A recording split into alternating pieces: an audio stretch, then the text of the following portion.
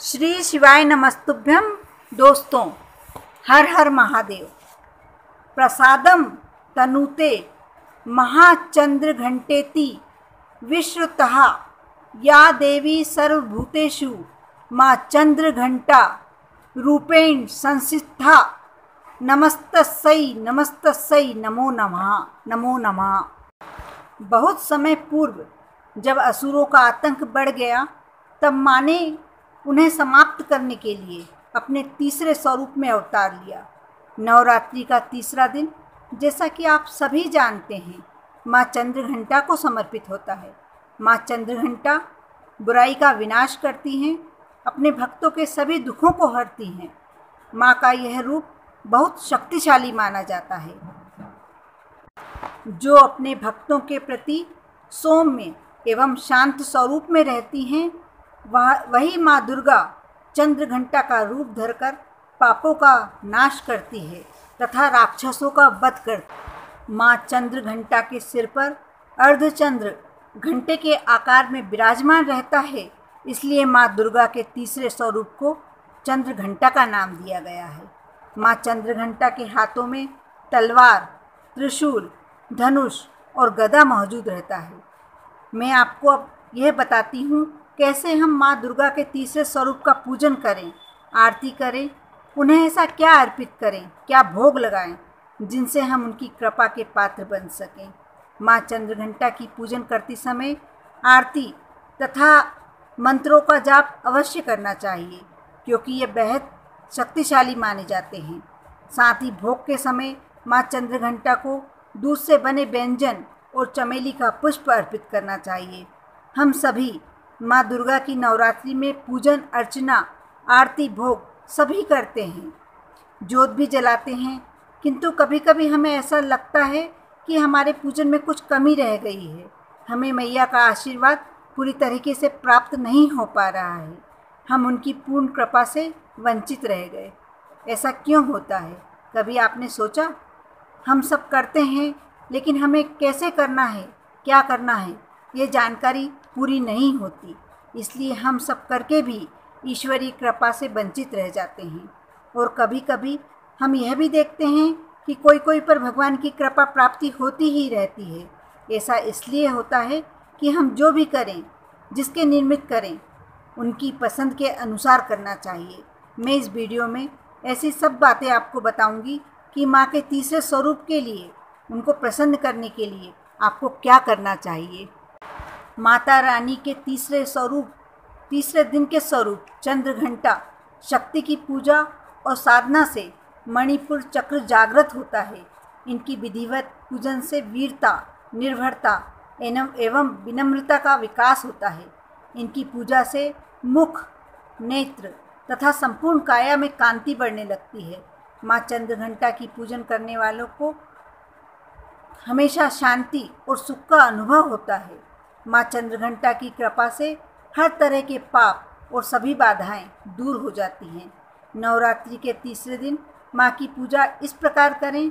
पहले माँ का साज श्रृंगार करें, फिर पुष्प, दूर्वा, अक्षत, गुलाब का पुष्प, लौंग, कपूर आदि से माँ की पूजन अर्चन करें। इसके लिए सबसे पहले एक चौकी पर साफ वस्त्र बिछाकर, वस्त्र लाल रंग का बिछा सकते हैं। माँ चंद्रघंटा की प्रतिमा यदि नहीं है तो माँ दुर्गा की फोटो या प्रतिमा, और वह भी नहीं है तो आप मन ही मन चंद्रघंटा माँ के स्वरूप को मन में विराज लें। यदि व्रत करना चाहते हैं तो व्रत का संकल्प लें और वैदिक एवं सप्तशती मंत्रों द्वारा माँ चंद्रघंटा समेत सभी देवताओं की षोडशोपचार पूजन करें। इस दिन माँ को गंगा जल, दूध, दही, घी, शहद यानी पंचामृत से स्नान कराएं। यदि ऐसा करना संभव ना हो तो आप परेशान ना होइए, आप मानसिक पूजन कर सकते हैं। हमारे हिंदू धर्म में मानसिक पूजन का बहुत ही महत्व बताया गया है। पूजन में जो विधि करना संभव ना हो, वह विधि आप मन ही मन में कर लें, ईश्वर मान्य कर लेते हैं। फिर उन्हें दूध से बना मिष्ठान और फल समर्पित करें। इसके बाद माँ के इस स्वरूप की कथा सुनकर उनकी आरती उतारें। माँ दुर्गा के तीसरे दिन के रूप माँ चंद्रघंटा की कथा इस प्रकार है। बहुत समय पहले जब असुरों का आतंक बढ़ गया था, तब उन्हें मारने के लिए माँ दुर्गा ने अपने तीसरे स्वरूप में अवतार लिया था। दैत्यों का राजा महिषासुर राजा इंद्र का सिंहासन हड़पना चाहता था, जिसके लिए दैत्यों की सेना और देवताओं के बीच युद्ध छिड़ गया। वह स्वर्गलोक पर अपना राज कायम करना चाहता था, जिसके वजह से सभी देवता परेशान थे। सभी देवता अपनी परेशानी लेकर त्रिदेवों के पास गए।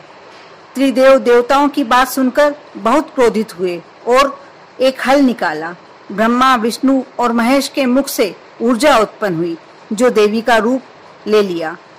इस देवी को भगवान शिव ने त्रिशूल, भगवान विष्णु ने चक्र, देवराज इंद्र ने घंटा, सूर्य देव ने तेज और तलवार और बाकी देवताओं ने अपने अस्त्र और शस्त्र दे दिए।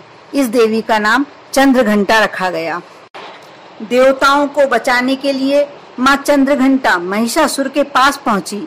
महिषासुर ने माँ चंद्रघंटा को देखते हुए उन पर हमला शुरू कर दिया, जिसके बाद माँ चंद्रघंटा ने महिषासुर का संहार कर दिया।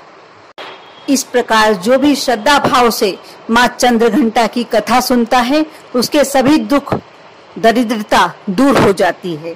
इसके बाद हमें माँ देवी चंद्रघंटा की आरती करना चाहिए। आरती इस प्रकार है। देवी चंद्रघंटा की आरती इस प्रकार है। नवरात्रि के तीसरे दिन चंद्रघंटा का ध्यान, मस्तक पर है अर्ध चंद्र, मंद मंद मुस्कान, 10 हाथों में अस्त्र शस्त्र रखे खड़ग सग बांध, घंटे के शब्द से हरती दुष्ट के प्राण, सिंह वाहनी दुर्गा का चमके स्वर्ण शरीर, करती विद्या शांति हरे भक्त की पीर, मधुर वाणी को बोलकर सबको देती ज्ञान, भव सागर में फंसा हूँ मैं, करो मेरा कल्याण माँ, करो मेरा कल्याण। नवरात्रों की माँ कृपा कर दो माँ, जय माँ चंद्रघंटा, जय माँ चंद्रघंटा। यह तो हुई माता चंद्रघंटा की आरती। माँ चंद्रघंटा का मंत्र इस प्रकार है। ओम देवी चंद्रघंटाय नमः। ओम देवी चंद्रघंटाय नमः। इनकी स्तुति इस प्रकार की जा सकती है। या देवी सर्वभूतेषु माँ चंद्रघंटा रूपेण संस्था, नमस्तस्यै नमस्तस्यै नमस्तस्यै नमो नमः। अंत में आपके साथ में ये बात शेयर करना चाहती हूँ कि देवी दुर्गा के हर स्वरूप की पूजा का अपना अलग अलग महत्व होता है। यही कारण है कि देवी के प्रत्येक रूप को एक अलग प्रकार का भोग भी चढ़ाया जाता है। हिंदू शास्त्रों के अनुसार भोग भगवान के प्रति हमारे समर्पण का भाव दर्शाता है, इसलिए पूजन के बाद भोग अति आवश्यक माना जाता है। तीसरी नवरात्रि पर माँ चंद्रघंटा को दूध या दूध से बनी मिठाई का ही भोग लगाना चाहिए। प्रसाद चढ़ाने के बाद इसे स्वयं ग्रहण करें और दूसरों में बांट दें। ऐसा कहा जाता है देवी को ये भोग समर्पित करने से जीवन के सभी दुखों का अंत हो जाता है। साथ में मैं कुछ देवी चंद्रघंटा के उसमें करने के लिए उपाय बता रही हूँ, जो आप अवश्य करें। अगर आपको किसी तरह का भय लग रहा हो, कोई डर परेशान कर रहा हो आपको या आपके परिवार के किसी भी सदस्य को, इसके लिए आपको केवल एक छोटा सा उपाय करना होगा। माँ को लाल रंग के पुष्प चढ़ाएं और विनती करें कि मैं इस बात से डरी हुई हूँ या डरा हुआ हूँ, आप माँ मेरा उद्धार करें। बस इतना ही करना है आपको। आप देखना धीरे धीरे आपका डर समाप्त हो जाएगा और डर से मुक्ति मिल जाएगी। इस तरीके से करने से कोर्ट केस भी सुलझ जाता है। जिसके यहाँ कोर्ट केस बहुत समय से चल रहा हो और नहीं सुलझ पा रहा हो, यदि आप याला उपाय करते हैं तो कोर्ट केस तक सुलझ जाएगा। मैं आपके साथ एक छोटा सा उपाय और शेयर करने वाली हूँ, जिसमें कोई आपको ज़्यादा रुपए खर्च करने की आवश्यकता नहीं है, ना ही अधिक मेहनत करना है, बल्कि इसके लिए आपको केवल 5 रुपए की थोड़ी सी रुई लाना है। आप थोड़ी सी साफ रुई लाकर माता रानी को अर्पित करें। इस उपाय से माँ उतनी ही प्रसन्न होगी जितने महंगे महंगे पौराणिक उपायों से होती हैं। सुपारी का भी एक अलग ही हिंदू धर्म महत्व होता है।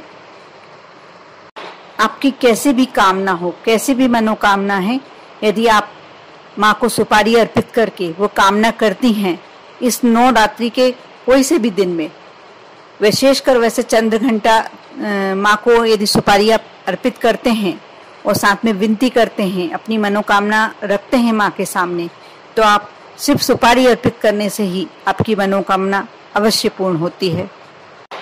यह बहुत छोटे छोटे से उपाय हैं लेकिन बहुत कारगर है।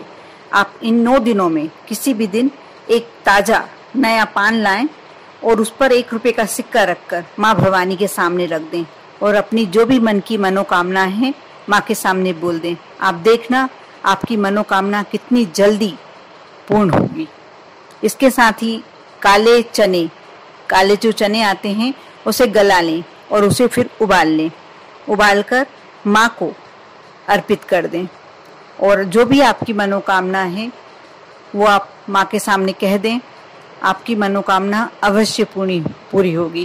कहते हैं माँ को काले चने तो इतने ज़्यादा प्रिय होते हैं कि यदि आप काले चने अर्पित करते हैं, वैसे माँ का भोग भी हम अष्टमी या नवमी की पूजन जो करते हैं उसमें काले चने बनाने का बहुत ज़्यादा महत्व बताया गया है, इसलिए यह अपन समझ सकते हैं कि काले चने माँ को कितने प्रिय होते हैं।